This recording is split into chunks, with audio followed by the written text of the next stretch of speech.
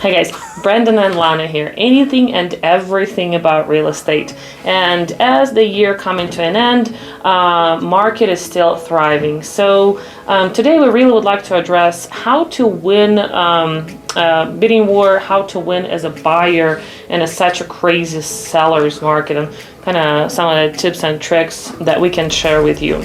So of course, we're going to be starting by talking about the best way to actually enter the market and win any offers right now is by working with a trusted agent. Not just any agent, but really a person who you trust with that big decision and you know that they've been working in this market for quite some time. So Brandon, why do you think it's important to work with a trusted agent? Okay, so first and foremost, the biggest thing that's going to be really important is throughout the process, you're going to be receiving advice that is unorthodox and sometimes a little uncomfortable.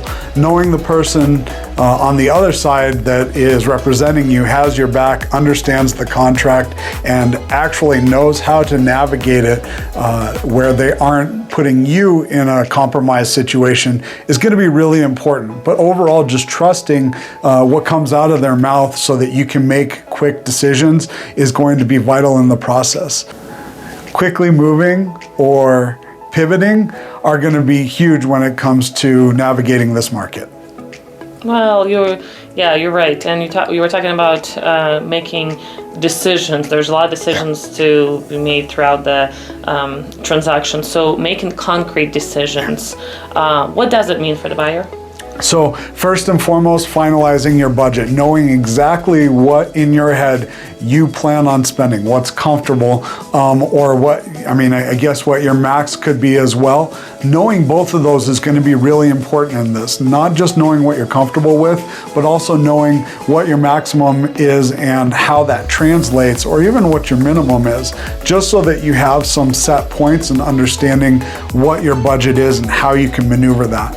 And then the other thing is just prioritizing your list. So going through the process, in real estate, a lot of the times we talk about how it's a process of elimination, not about everything that we want. With a new build, that's definitely possible as long as you have the budget for it. But that budget is typically a big factor in when you're purchasing. It doesn't matter whether you're at $1 million, $2 million, $300,000, we all have champagne taste beer budget. Yeah, I kind of run into that. Yeah. So based on that, there's a lot of online tools that you can really do your research, learn about the area. So by buyer doing their own research on top of the working with an agent, how is it really helpful to them? Yeah, so there's a few things. Your agent's going to give you a lot of information that's general, not only to the area, maybe specific to the neighborhood, down to the house. But you're always going to find a little more that you want to know about, a little more research that's going to be important.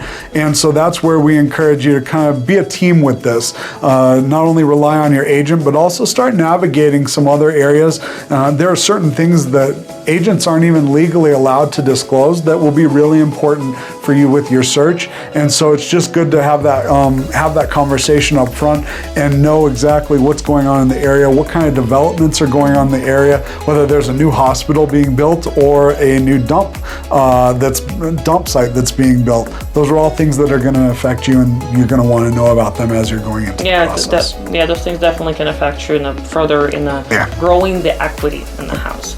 So, we are talking about multiple offers, so obviously there are competition in there. So understanding your competition, what's the point? So our competitors are the biggest aspect right now in the real estate market when we're buying.